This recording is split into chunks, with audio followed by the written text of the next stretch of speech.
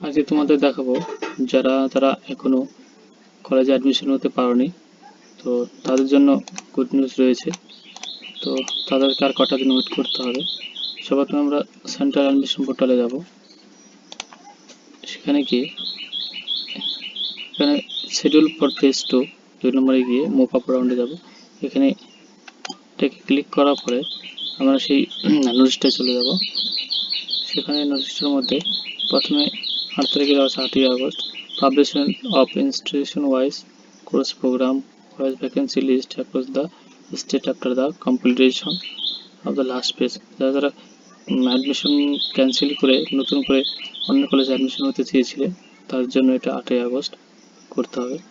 8 থেকে 17 আগস্ট এটা হলো যারা এখনও ফার্স্ট কিংবা সেকেন্ড ফেজে এখনও কলেজ ওয়াইজ চয়েস করতে পারেনি কিংবা তাদের অ্যাডমিশনের জন্য তাদের কোনো নাম আসেনি, তাদের ক্ষেত্রে এটা।